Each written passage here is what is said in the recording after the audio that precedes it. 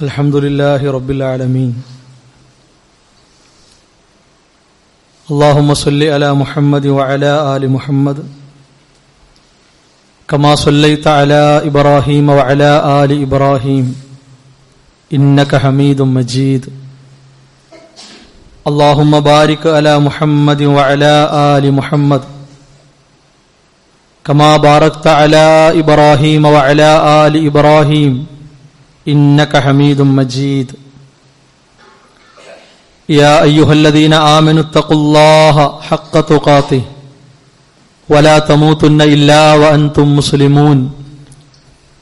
Ya ayyuhan nas ittaqu rabbakumul ladzi khalaqakum min nafsin wahida wa khalaqa minha zawjaha wa batha minhuma rijalan katsiran wa nisaa'an واتقوا الله الذي تساءلون به والأرحام إن الله كان عليكم رقيبا. يا أيها الذين آمنوا اتقوا الله وقولوا قولا سديدا يصلح لكم أعمالكم ويغفر لكم ذنوبكم ومن يطع الله ورسوله فقد فاز فوزا عظيما. പ്രിയമുള്ള വിശ്വാസികളെ, സഹോദരങ്ങളെ, സഹോദരിമാരെ, അല്ലാഹുവിന്റെ കൽപ്പനകൾ, നിയമ നിർദ്ദേശങ്ങൾ ജീവിതത്തിന്റെ എല്ലാ സന്ദർഭങ്ങളിലും കഴിവിന്റെ പരമാവധി സൂക്ഷിച്ച് പാലിച്ച് ജീവിതത്തെ ക്രമീകരിക്കണം, ചിട്ടപ്പെടുത്തണമെന്ന് ഉണർത്തുകയാണ്, ഉപദേശിക്കുകയാണ്. മനുഷ്യരായ നാം വ്യത്യസ്ത പ്രകൃതത്തോടുകൂടി ജീവിക്കുന്നവരാണ്. സ്വഭാവ രംഗത്തും ഓരോരുത്തരുടെയും പ്രവർത്തനങ്ങളിലും പെരുമാറ്റ രീതികളിലും പല നിലക്കുള്ള വ്യത്യാസങ്ങൾ, മാറ്റങ്ങൾ നമുക്കെല്ലാവർക്കും അറിയാനും മനസ്സിലാക്കാനും സാധിക്കുന്നതായ കാര്യമാണ്. അല്ലാഹു സുബ്ഹാനഹു വ തആല ആണിനെയും പെണ്ണിനെയും സൃഷ്ടിച്ചതിനെ സംബന്ധിച്ച് അറിയിക്കുന്ന, പഠിപ്പിക്കുന്ന ഭാഗത്ത് പ്രത്യേകം എടുത്തു പറഞ്ഞത് കാണാൻ സാധിക്കും. ഇന്ന സഅയകും ലശത്ത, തീർച്ചയായും നിങ്ങളുടെ പരിശ്രമങ്ങൾ, നിങ്ങളുടെ പ്രവർത്തനങ്ങൾ വിഭിന്നമാണ്, വ്യത്യസ്തമാണ്, പല രൂപത്തിലും ഭാവത്തിലും സ്വഭാവത്തിലും ഉള്ളതാണ്. ഈ ആശയങ്ങളെ ഉൾക്കൊള്ളുന്ന കാര്യം അല്ലാഹു സുബ്ഹാനഹു വ തആല നമ്മെ അറിയിച്ചതാണ്. എല്ലാ സ്ത്രീകളും ഒരേ സ്വഭാവത്തിൽ, ഒരേ പെരുമാറ്റത്തിൽ ആയിക്കൊള്ളണം എന്നില്ല. എല്ലാ പുരുഷന്മാരും ആ രൂപത്തിൽ ആകണം എന്നില്ല. സ്വഭാവത്തിന്റെയും പ്രവർത്തനങ്ങളുടെയും പെരുമാറ്റത്തിന്റെയും കാര്യത്തിൽ ആണുങ്ങളെ കവച്ചുവെക്കുന്ന പെണ്ണുങ്ങൾ സമൂഹത്തിലും കുടുംബങ്ങളിലും ഉണ്ടാകും. പെണ്ണുങ്ങളെ മറികടന്ന് മികവുറ്റ മുന്തിയ രൂപത്തിൽ ജീവിതത്തെ മുന്നോട്ട് നയിക്കുന്ന ആണുങ്ങളും ഉണ്ടാകും. ചില സമയങ്ങളിൽ തളർച്ചയുണ്ടാകും, ചില സമയങ്ങളിൽ ഉന്മേഷമുണ്ടാകും. ഇങ്ങനെയുള്ള മാറ്റങ്ങൾ ഓരോരുത്തർക്കും ജീവിതത്തിലൂടെ അനുഭവിക്കാനും മനസ്സിലാക്കാനും ഉതകും വിധമാണ് അല്ലാഹു സുബ്ഹാനഹു വ തആല നമ്മുടെ ജീവിതത്തെ ക്രമീകരിച്ചിട്ടുള്ളത്, ചിട്ടപ്പെടുത്തിയിട്ടുള്ളത്. ഇവിടെ ഏറ്റവും പ്രധാനം നന്മയുടെയും തിന്മയുടെയും കാര്യത്തിലുള്ള വ്യത്യാസമാണ്. സൽക്കർമ്മങ്ങൾക്ക് വേണ്ടി, പുണ്യപ്രവർത്തനങ്ങൾക്ക് വേണ്ടി, നന്മയായിട്ടുള്ള കാര്യങ്ങൾക്ക് വേണ്ടി ശരീരവും സമ്പത്തും സമയവും എല്ലാം ആകുന്നത്ര ഉപയോഗപ്പെടുത്തുന്ന, അതിനുവേണ്ടി സജ്ജമാക്കി വെക്കുന്ന ആണുങ്ങളെയും പെണ്ണുങ്ങളെയും പ്രായമുള്ളവരെയും യുവാക്കളെയും കുട്ടികളെയും നമുക്ക് കാണാൻ സാധിക്കും. തിന്മയുടെ കാര്യത്തിലും അങ്ങനെയാണ്. സാഹചര്യങ്ങൾ ഒത്തുകിട്ടിയാൽ, അവസരങ്ങൾ വീണ് കിട്ടിയാലും ഇല്ലെങ്കിലും, ആരെങ്കിലും കാണുന്നുണ്ട് ഇല്ല, ഇതൊന്നും പ്രശ്നമല്ല. തിന്മകൾക്ക് വേണ്ടി ദാഹിക്കുന്ന, വെറിപിടിക്കുന്ന, ആർത്തി കാണിക്കുന്ന മനസ്സിന്റെ ഉടമകളായി ആണുങ്ങളെയും പെണ്ണുങ്ങളെയും പ്രായ വ്യത്യാസമെന്നേ നമുക്ക് കാണാൻ സാധിക്കും. ജീവിതത്തിലെ രാപ്പകലുകളെ എടുത്താൽ പകുതിയോളം നന്മകൾ, പകുതിയോളം തിന്മകൾ, ഏറ്റവും കൂടുതലായി തിന്മകൾ, ഏറ്റവും കുറവ് നന്മകൾ, ഇങ്ങനെ വ്യത്യാസപ്പെടുന്നതും കാണാൻ സാധിക്കും. എണ്ണത്തിലും വണ്ണത്തിലും നന്മകളും തിന്മകളും വ്യത്യാസപ്പെട്ടു വരുന്ന രീതിയും നമ്മുടെ ജീവിതത്തിൽ പ്രകടമാകാറുണ്ട്. ഇതെല്ലാം ഈ ആയത്തിന്റെ ഭാഗമാണ്. മഹാനായ ശൈഖ് നാസിർ സഅദി റഹിമഹുല്ല ഈ ആയത്തിനെ വിശദീകരിക്കവേ പറഞ്ഞ കാര്യം നോക്കൂ നിങ്ങൾ. നമ്മുടെ പ്രവർത്തനങ്ങൾ അൽ ഹുവ വജ്ഹുല്ലാഹിൽ അഅല അൽ ബാഖി, എന്നെന്നും അവശേഷിക്കുന്ന അല്ലാഹുവിന്റെ മുഖം പരലോകത്തെനിക്ക് കാണണം എന്ന ഉദ്ദേശത്തോടു കൂടിയാണോ ഏത് പ്രവർത്തനങ്ങളും?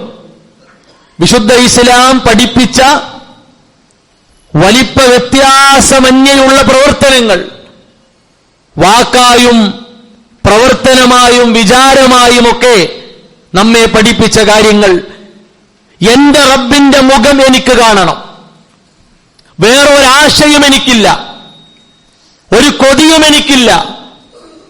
ആരെന്നെ ഇഷ്ടപ്പെട്ടാലും എന്നെ സ്വീകരിച്ചാലും കയ്യടികളുടെ ശബ്ദം എന്റെ കാതുകളിൽ മുഴങ്ങിയാലും ഇല്ലെങ്കിലും, തോരണങ്ങളുമായി നോട്ടുമാലകളുമായി ആരവങ്ങൾ മുഴക്കി എന്നെ സ്വീകരിച്ചാലും ഇല്ലെങ്കിലും എന്റെ റബ്ബിന്റെ മുഖം അത് കാണുക എന്നതാണ് എന്റെ ലക്ഷ്യം.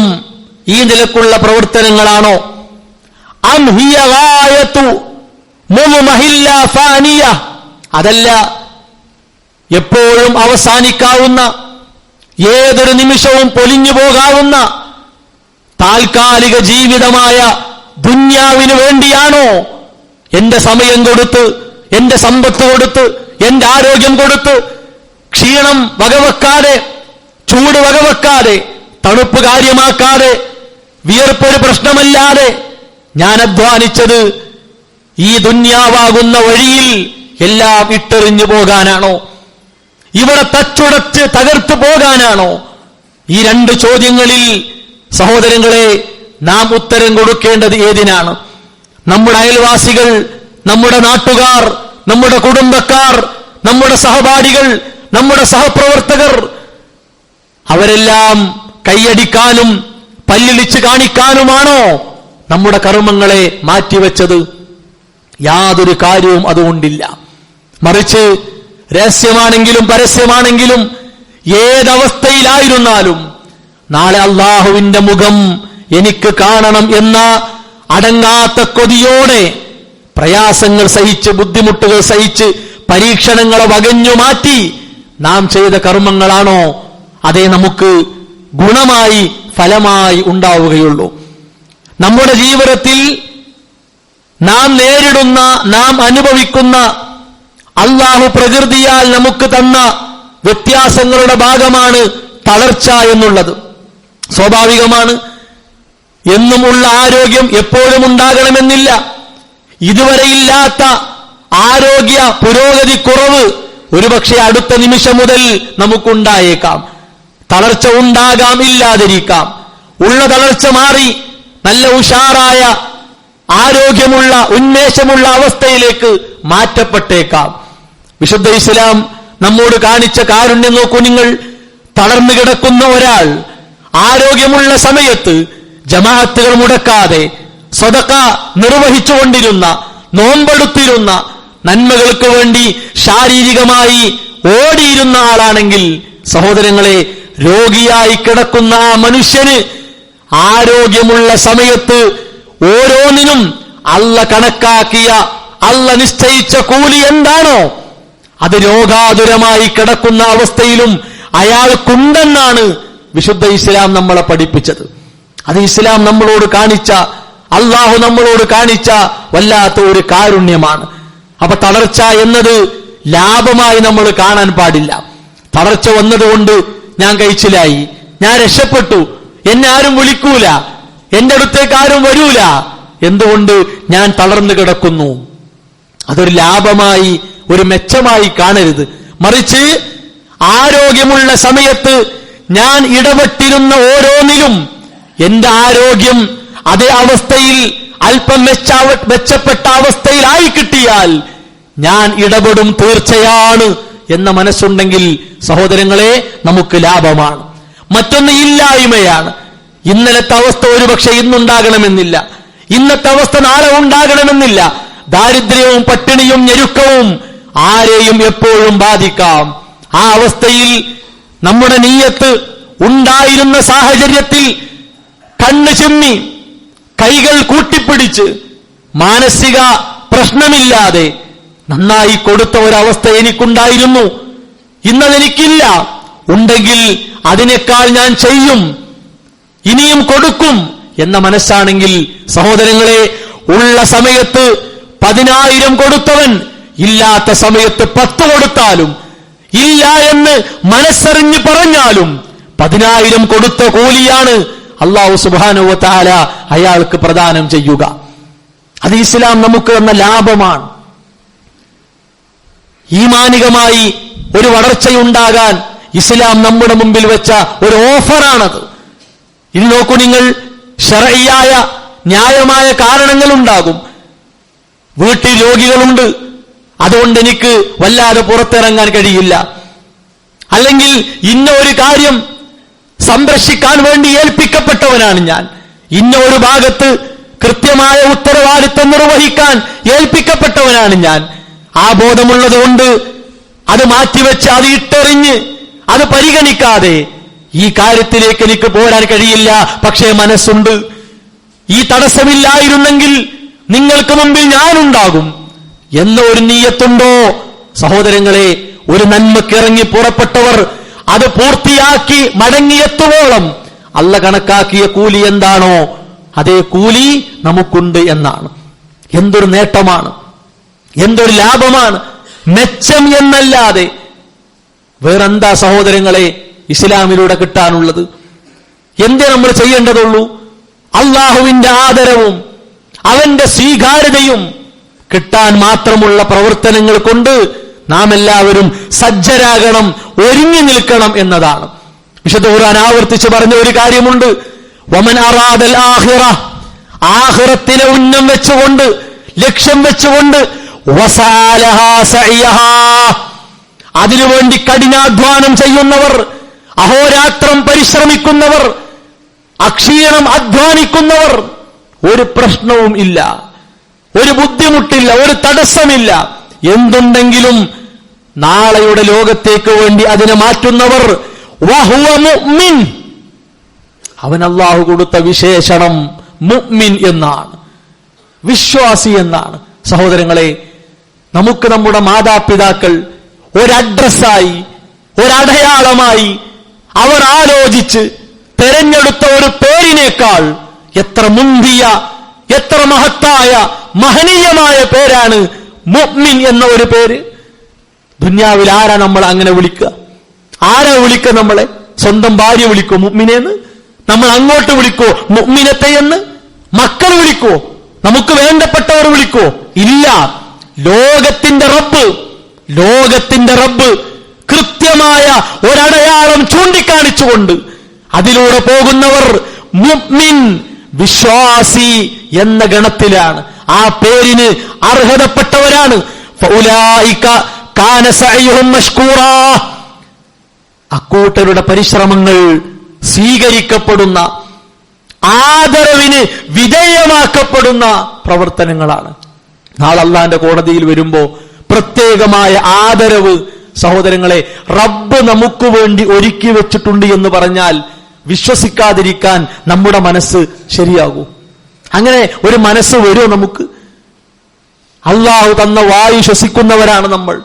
അള്ളാഹു തന്ന ആരോഗ്യം കൊണ്ട് നടക്കുന്നവർ, പിടിക്കുന്നവർ, കിടക്കുന്നവർ, ഇരിക്കുന്നവർ എല്ലാം ചെയ്യുന്നവരാണ് നമ്മൾ. ആ റബ്ബ് നമ്മളോട് പറയുന്നു, നിങ്ങൾക്ക് ആദരവുണ്ട്, നിങ്ങൾ ഞാൻ സ്വീകരിക്കും, നിങ്ങൾക്ക് ഞാൻ നന്മ ചൊരിയും. എന്തേ വേണ്ടതുള്ളൂ? ആഖിറം ലക്ഷ്യം വെച്ച് പണിയെടുക്കണം, വേറൊന്നും വേണ്ട. വീണ്ടും ഖുർആൻ പറഞ്ഞു, ഇന്ന ഹാദാ കാന ലക്കും ജസാഅൻ വകാന സഅയുകും മഷ്കൂറാ. സ്വർഗത്തിലെ സുഖാനുഭൂതികൾ എങ്ങനെ എണ്ണുകയാണ്. സ്വർഗത്തിൽ വരാനുള്ള അരുവികൾ, അവിടെ വരാൻ ഉള്ള അള്ളാഹു ഒരുക്കിയിട്ടുള്ള കിടക്കാനുള്ള സൗകര്യങ്ങൾ, സുഖങ്ങൾ എല്ലാം എണ്ണിയിട്ട് അള്ളാഹ് പറയുന്നു, ഇതാർക്കാന്നറിയോ? ഇങ്ങനെ കൊതിയോടെ, ആർത്തിയോടെ, ആനന്ദത്തോടെ, ആവേശത്തോടെ നിങ്ങൾ കേട്ട ഈ കാര്യങ്ങൾ ആർക്കാന്നറിയോ? അതാണ് ഖുർആൻ പറയുന്നത്, കാന ലക്കും ജസാഅൻ വകാന സഅയുകും മഷ്കൂറാ. ഇവിടെ ദുനിയാവിൽ വളരെ ആത്മാർത്ഥമായി അള്ളാഹുവിന്റെ കൽപ്പനയുള്ള റസൂലുള്ളാഹി സ്വല്ലല്ലാഹു അലൈഹി വസല്ലമയുടെ മാതൃകയും അധ്യാപനവും നിർദ്ദേശവുമുള്ള കാര്യങ്ങളെ നെഞ്ചോട് ചേർത്ത് വെച്ചവർക്കാണ്. ആ കാര്യങ്ങളെ മാറ്റിയിട്ട് വേറെ ഒരാളുടെ വാക്കും, ഒരാളുടെ പ്രവൃത്തിയും, ഒരാളുടെ തീരുമാനവും എനിക്ക് കാര്യമാക്കേണ്ടതില്ല, ഞാൻ അതിലേക്ക് തിരിഞ്ഞു നോക്കേണ്ടതില്ല.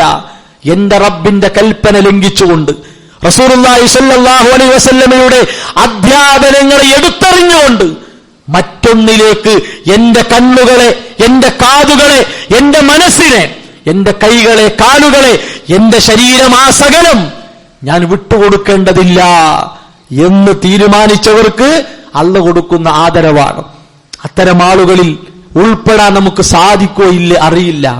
നമ്മുടെ പരിധിയിൽപ്പെട്ടൊരു കാര്യമല്ല. ഒരാളെങ്ങനെ എടുത്തു വെക്കാനും ഒരാളെടുത്ത് പുറത്തുകിടാനും നമുക്ക് അല്ലാഹു അനുമതി തന്നിട്ടില്ല. മറിച്ച് ഇങ്ങനെയൊക്കെ ചെയ്താൽ, ഈ രീതിയിലൊക്കെ ജീവിച്ചാൽ നിങ്ങൾക്കതിൽ ഉൾപ്പെടാൻ സാധിക്കും. പ്രവർത്തനങ്ങൾക്കനുസരിച്ച് പദവി ഏറ്റിക്കിട്ടും, ഉയർത്തിക്കിട്ടും എന്നൊക്കെയാണ് വിശുദ്ധ ഇസ്ലാം നമ്മളെ പഠിപ്പിച്ചത്. ഒരു പ്രവൃത്തി എന്നതല്ല, ഒരു പ്രത്യേക രൂപത്തിലോ കോലത്തിലോ ഉള്ള പ്രവൃത്തി എന്നതല്ല, മറിച്ച് ഏതാണ് പ്രവൃത്തി, എന്താണ് പ്രവൃത്തി, എങ്ങനെയാണ് പ്രവർത്തിക്കേണ്ടത്, അതിന് കൃത്യമായ ഒരു മാതൃക, ഒരു രീതി ഇസ്ലാമിലുണ്ട്. ഈ 3 ചോദ്യങ്ങൾക്കുമുള്ള ഉത്തരം എന്താ? അള്ളാന്റെ കൽപ്പനയുണ്ടോ? അതാണ് ഏറ്റവും പ്രധാനം. രണ്ടാമത്തേത് അള്ളാഹ്ക്ക് വേണ്ടിയാണോ?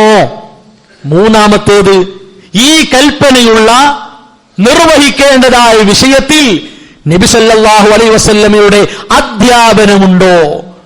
ഉണ്ടെങ്കിൽ മാത്രമേ ഈ 2ൽ അത് പെടുകയുള്ളൂ. ഇല്ലെങ്കിലോ അത് പുറത്താണ്. പ്രവൃത്തിയായതുകൊണ്ട് കാര്യമില്ല, അത് പുറത്താണ്. നബി സല്ലല്ലാഹു അലൈഹി വസല്ലമ അവിടുന്ന് കണ്ട സ്വഹാബത്ത് അവർ ചോദിച്ച്, ഓരോന്നിനെ പറ്റിയും ചോദിച്ച് അറിയുന്ന സ്വഭാവക്കാരായിരുന്നു. എത്രയോ സംഭവങ്ങൾ കാണാൻ സാധിക്കും. മഹാനായ അബൂദർ റളിയല്ലാഹു അൻഹു റസൂലുള്ളാഹി സ്വല്ലല്ലാഹു അലൈഹി വസല്ലമയോട് ചോദിച്ചു, മാദാ യുൻജിൽ അബ്ദ മിനന്നാർ. അല്ലാഹുവിന്റെ പ്രവാചകരെ, ഒരടിമയെ നരകത്തിൽ നിന്ന് രക്ഷപ്പെടുത്തുന്ന, കരകയറ്റുന്ന കർമ്മങ്ങൾ ഏതാണ്? എന്തുണ്ടായാലാണ് നരകാഗ്നിയിൽ നിന്ന് അയാൾക്ക് രക്ഷപ്പെടാൻ സാധിക്കുക? റസൂലുള്ളാഹി സ്വല്ലല്ലാഹു അലൈഹി വസല്ലം പറഞ്ഞു, അൽ ഈമാനു ബില്ലാഹ്, അല്ലാഹുവിൽ വിശ്വാസമാണ് പ്രധാനം. അല്ലാഹുവിനുള്ള വിശ്വാസം കളങ്കപ്പെടാതെ, കേടുവരുത്താതെ, പുഴുക്കുത്തരിക്കാതെ അതിനെ സംരക്ഷിക്കാൻ ഒരാൾക്ക് സാധിക്കണം. രണ്ടാമത്തത് യാ നബിയല്ലാഹ് ഇന്ന മഅൽ ഈമാനി അമലൻ. ഒരാൾക്ക് വിശ്വാസമുണ്ട് എന്നത് മതിയോ? അതല്ല, അതിന്റെ കൂടെ അമൽ കർമ്മങ്ങൾ വേണോ? റസൂലുള്ളാഹി സ്വല്ലല്ലാഹു അലൈഹി വസല്ലം പറഞ്ഞു കൊടുത്തു, തർളഹു മിമ്മാ റസഖക്കല്ലാഹ്, അല്ലാഹു നിനക്ക് തന്നതെന്താണോ, നിനക്ക് തിന്നാനും കുടിക്കാനും ധരിക്കാനും മക്കളെ പോറ്റാനും ഒക്കെ തന്നതെന്താണോ അതിൽ നിന്ന് അല്ലാഹ്ക്ക് വേണ്ടി കുറച്ച് കൊടുക്ക്. സ്വതക്കയായി കൊടുക്ക്, സകാത്തായി കൊടുക്ക്, നന്മകൾക്ക് സഹകരണം അറിയിച്ചുകൊണ്ട് നീ കൊടുക്ക്. എന്തൊരു ലളിതമായ ഇമ്പമാർന്ന കൽപ്പനയാണ് നോക്കൂ നിങ്ങൾ സഹോദരങ്ങളെ. ഇത് കേട്ടിട്ട് നമുക്ക് പിശുക്കന്മാരാകാൻ പറ്റുമോ? ആലോചിക്കുക, നമുക്ക് പിശുക്കന്മാരാകാൻ പറ്റുമോ? നമ്മൾ തിന്ന ഭക്ഷണം ദഹിക്കണമെങ്കിൽ, വയറിന് ഒരു പ്രശ്നമില്ലാതിരിക്കണമെങ്കിൽ നീ വെള്ളം കുടിക്ക്. അത്യാവശ്യം വെള്ളം നിന്റെ ആരോഗ്യത്തിന് വേണമെന്ന് പറയുമ്പോ എന്റെ കിണറ്റിലെ വെള്ളം വറ്റും, ടാങ്കിലെ വെള്ളം തീരും. നമ്മൾ ആരും അങ്ങനെ കരുതാറില്ല. നമുക്ക് വേണ്ട വെള്ളം നമ്മൾ കോരി കുടിക്കും, ടാപ്പ് തിരിച്ചു കുടിക്കും നമ്മൾ. എന്തുകൊണ്ടാ? ദഹന പ്രശ്നം ഉണ്ടാകാൻ പാടില്ല. അല്ലാഹു സുബ്ഹാനഹു വ തആല തന്നത് എത്രയാണോ അതിൽ നിന്ന് സാധിക്കുന്നത് കൊടുക്കുക എന്ന് പറയുമ്പോ ഞാൻ ഇല്ലാത്തവനാകുമോ, ആകെ വഴിമുട്ടുവോ? അങ്ങനെ ചിന്തിക്കരുത്. തന്നതിൽ നിന്ന് കൊടുക്കാനാണ് വിശുദ്ധ ഇസ്ലാം നമ്മളോട് പഠിപ്പിച്ചത്. അപ്പൊ വീണ്ടും ചോദ്യം എന്താ? അല്ലാഹുവിന്റെ റസൂലേ, അറഅയ്ത ഇൻ കാന ഫഖീറൻ ലാ യജിദു മാ യർലഹു, ഫഖീറാണ്, കൊടുക്കാനൊന്നുമില്ല, അങ്ങനത്തെ ഒരാളാണെങ്കിലോ? റസൂലുള്ളാഹി സ്വല്ലല്ലാഹു അലൈഹി വസല്ലം പറഞ്ഞു, യഅ്മുറു ബിൽ മഅറൂഫ് വയൻഹ അനിൽ മുൻകർ, നല്ലത് കൽപ്പിച്ചോ, തെറ്റ് തടഞ്ഞോ. തന്റെ മക്കളോട്, തന്റെ കുടുംബത്തോട്, സഹപാഠികളോട്, സഹപ്രവർത്തകരോട്, നാട്ടിലുള്ളവരോട് നമുക്കറിയുന്ന ഒരു നന്മ പറയാൻ, ഒരു തെറ്റ് കണ്ടാൽ മുഖം നോക്കാതെ ആ തെറ്റിനെതിരെ ശബ്ദിക്കാൻ സഹോദരങ്ങൾ ഏത് ഫഖീറിനും പറ്റും, ഏത് ഫഖീറിനും പറ്റും. നാട്ടിലെ വലിയ പ്രമാണിയും അറിയപ്പെട്ട ആളൊന്നും ആകണമെന്നില്ല, ഏതൊരു പാവപ്പെട്ടവനും ഈ കാര്യത്തിൽ ശ്രദ്ധ കൊടുക്കാൻ പറ്റും. അപ്പോ റസൂലുള്ളാഹി സ്വല്ലല്ലാഹു അലൈഹി വസല്ലമയോട് പിന്നെ അദ്ദേഹം ചോദിക്കാണ്, അല്ല ഒരു ജാഹിലാണെങ്കിലോ? ഒരു ജാഹിൽ, യാ നബിയല്ലാഹ് അറഅയ്ത ഇൻ കാന അഖറഖ ലാ യുഹ്സിനു യസ്നഉ, ഒരു ജാഹിലാണ്, അയാൾക്ക് അങ്ങനെയൊന്നും ചെയ്യാൻ പറ്റൂല. അപ്പൊ റസൂലുള്ളാഹി സ്വല്ലല്ലാഹു അലൈഹി വസല്ലം പറഞ്ഞു, യഈനു മഗ്ലൂബ, പല നിലക്കും ആക്രമിക്കപ്പെട്ട ആളുകൾ ഉണ്ടാകും. പലരാലും അനീതി നേരിട്ട് അധർമ്മം സഹിക്കവയ്യാതെ ഒറ്റപ്പെട്ട് കിടക്കുന്ന, ആരും അഭയം കൊടുക്കാതെ, ആശ്രയം കൊടുക്കാതെ, ആരും ശുപാർശകരായി കടന്നു വരാതെ അങ്ങനെ കഴിയുന്ന കുടുംബങ്ങളുണ്ടാകും, വ്യക്തികളുണ്ടാകും. അവരുടെ കാര്യത്തിൽ ഇടപെടണം. അവർക്ക് ന്യായം കിട്ടാൻ വേണ്ടി നമ്മൾ ഇടപെടണം. റസൂലുള്ളാഹി സ്വല്ലല്ലാഹു അലൈഹി വസല്ലം പഠിപ്പിക്കുന്നു. ഒരു നന്മയും ഒഴിവാക്കാനുള്ള ഒരു പഴുത് വിശുദ്ധ ഇസ്ലാം നമുക്ക് തന്നിട്ടില്ല. അപ്പൊ അദ്ദേഹം വീണ്ടും ചോദിക്കാണ്, ഇനി വേറെ എന്തെങ്കിലും സ്വാഹിബിന് വേണ്ടി ചെയ്യാനുണ്ടോ? അപ്പൊ അദ്ദേഹം റസൂലുള്ളാഹി സ്വല്ലല്ലാഹു അലൈഹി വസല്ലം പറഞ്ഞു, മറ്റുള്ളവരെ നീ ഉപദ്രവിക്കാതിരിക്കുക.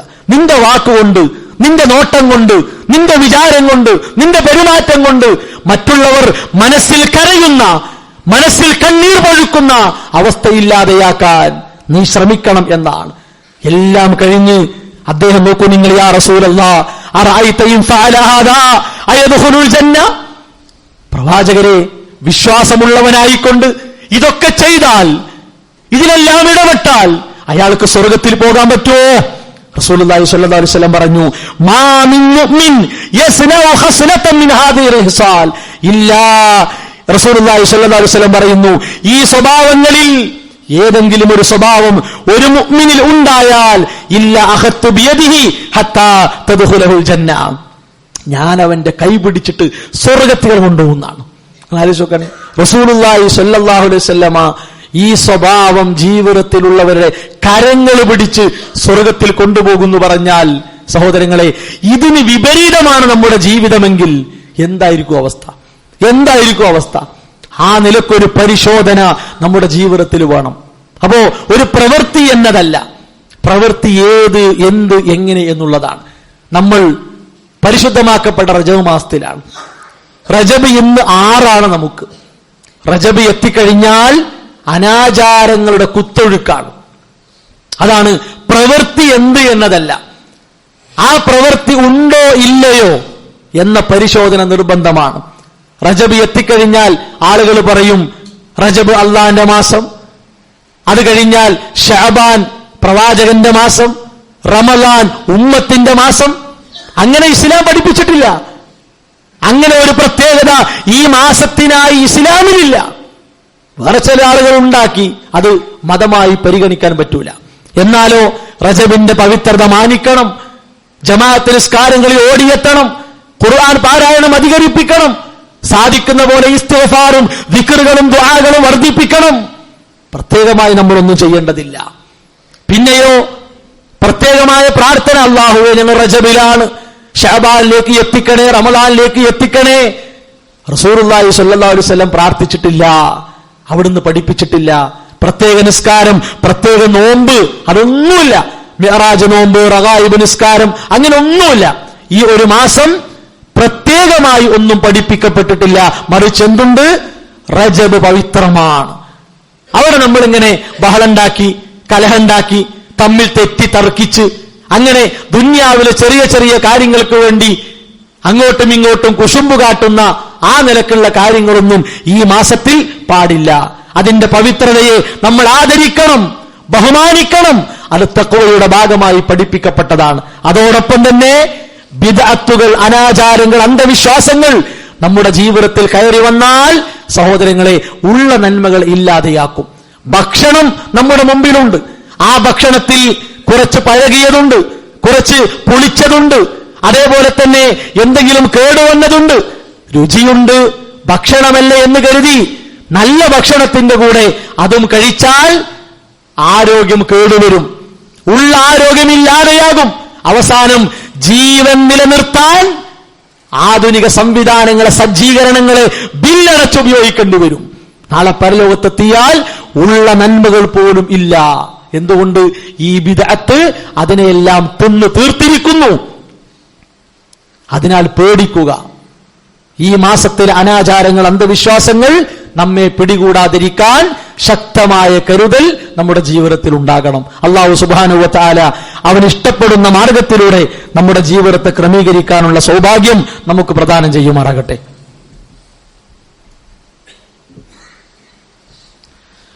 അൽഹംദുലില്ലാഹി വസ്സലാത്തു വസ്സലാമു അലാ റസൂലില്ലാഹി വഅലാ ആലിഹി വഅസ്ഹാബിഹി അജ്മഈൻ. അമ്മാ ബഅദ്.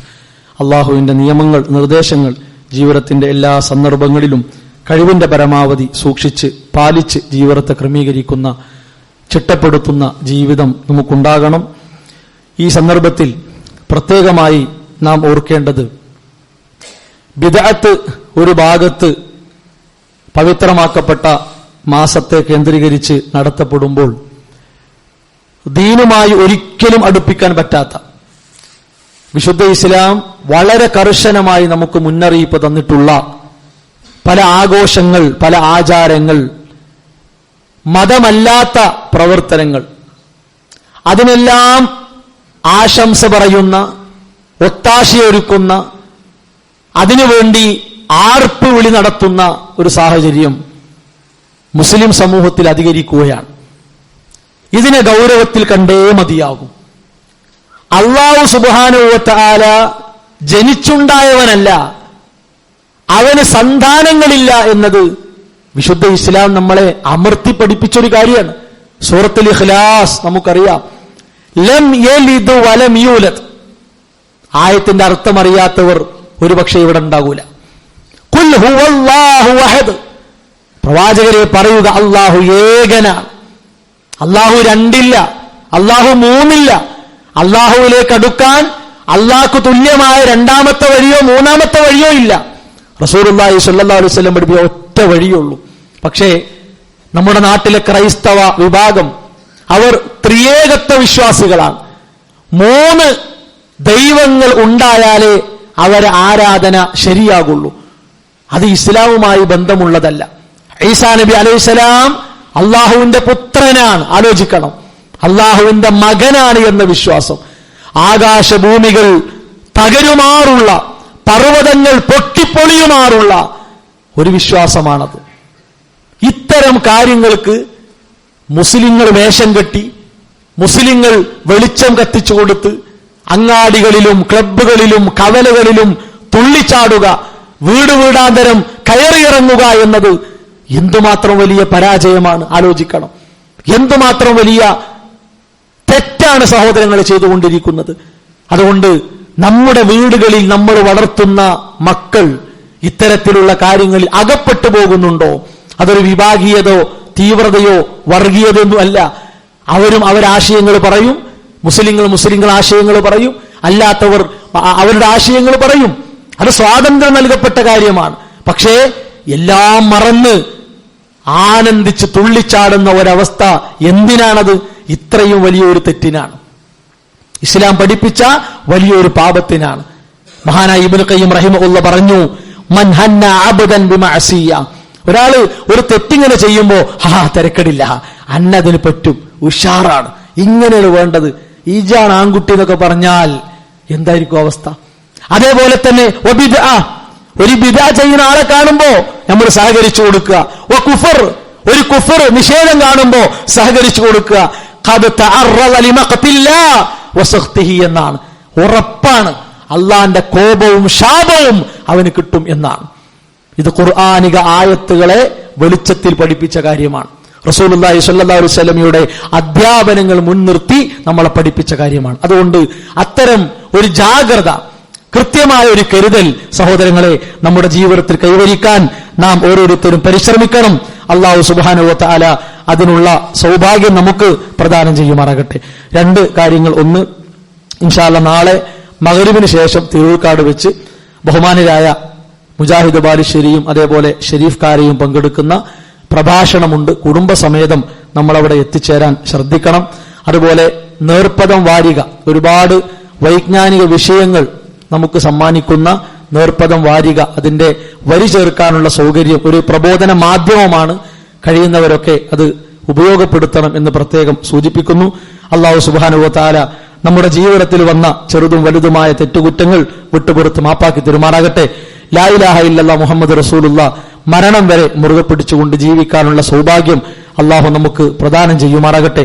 ശാരീരികമായും മാനസികമായും സാമ്പത്തികമായും മതപരമായും കുടുംബപരമായും പ്രയാസപ്പെടുന്ന ഒരുപാട് ആളുകൾ സമൂഹത്തിലുണ്ട്. അവരുടെ പ്രയാസങ്ങൾ, ബുദ്ധിമുട്ടുകൾ അല്ലാഹു ദൂരീകരിച്ചു കൊടുക്കുമാറാവട്ടെ. നമ്മിൽ നിന്ന് മരണപ്പെട്ട മാതാപിതാക്കൾ, മക്കൾ, വിശ്വാസികൾ, പണ്ഡിതന്മാർ, പ്രബോധകർ, അവർക്ക് അല്ലാഹു മഗ്ഫിറത്തും റഹ്മത്തും പ്രദാനം ചെയ്യുമാറാകട്ടെ. റബ്ബനാ തഖബ്ബൽ മിന്നാ റബ്ബനാ ലാ തുസിഗ് ഖുലൂബനാ ബഅദ ഇദ് ഹദൈതനാ വഹബ് ലനാ മിൻ ലദുൻക റഹ്മ ഇന്നക അൻതൽ വഹാബ് ربنا هب لنا من ازواجنا وذرياتنا قرة اعين واجعلنا للمتقين اماما ربنا آتنا في الدنيا حسنة وفي الآخرة حسنة وقنا عذاب النار آمين آمين برحمتك يا أرحم الراحمين.